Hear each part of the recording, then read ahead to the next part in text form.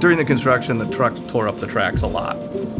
We have a little bit of track going, including the track over the pond, and it's kind of fun. We have 20 acres here, and it's a long, narrow hunk of land. The back is really about 15, 16 acres of sheer woods. The house is situated on the front 2 or 3 acres and is a unique design that doesn't look very attractive from the road. You really can't appreciate our home until you come inside and see how it really is connected with nature.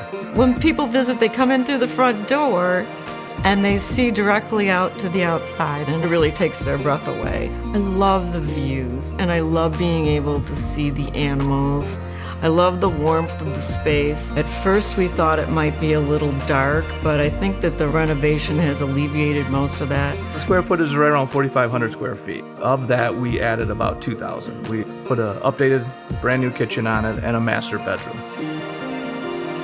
We spend most of our time in the kitchen like everybody else, with the swimming pool and the glass and the open flow. We have people here all the time. It's a party house. The architect's name was John Randall McDonald, and he was, quite well known. And he had some interesting ideas of sleeping spaces. He designed the bedrooms for sleeping only. There is clearly no space for computers or TVs or working or anything like that. You went, you slept, and you got out of there.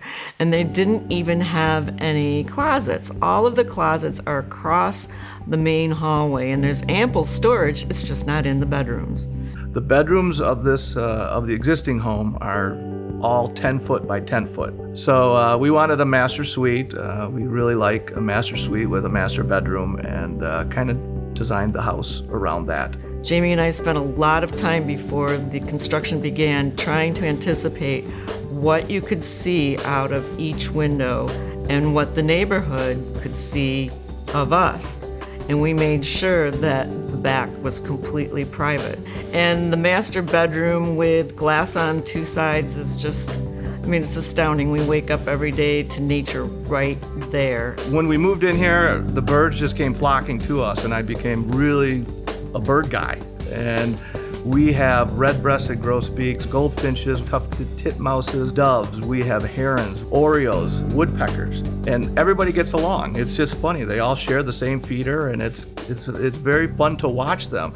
The squirrels then hang out underneath the feeder, and our dogs don't even pay attention to the squirrels.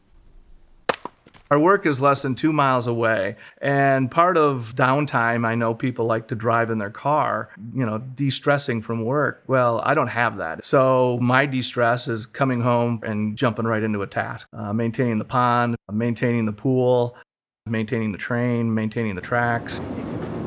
Got the engine up and running. We have a little bit of track going, including the track over the pond. We took it out for a little spin this week, and next summer, hopefully, we'll have even more track open.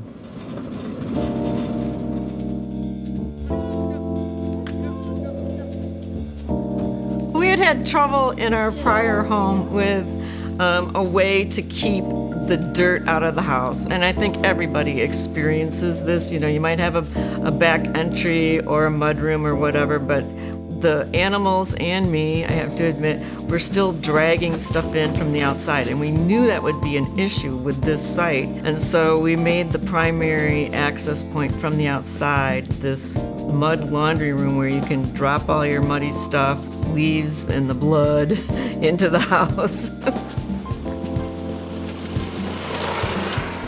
There were a lot of things on the land when we moved in here.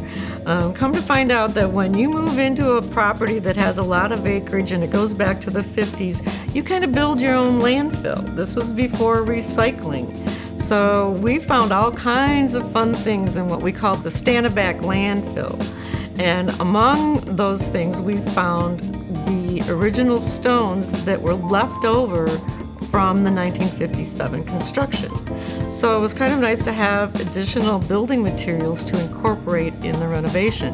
We wanted to maintain the style of the house, the original intent of the house, yet update it. So we knew that we needed more contemporary furnishings to go with this house, but we needed to blend it with what we already had. So I kept some of my antiques, and we kept some of the oriental rugs and brought in some of our old furniture and then augmented with new things. I set up an account on Houzz that we shared, and then we would both put our idea books together. I would see a photo or a story on Houzz, and that would lead me to search for something similar or identical. So the furniture was purchased online, all the lighting fixtures, even the marble slab, merely by my marble rep sending me a photo.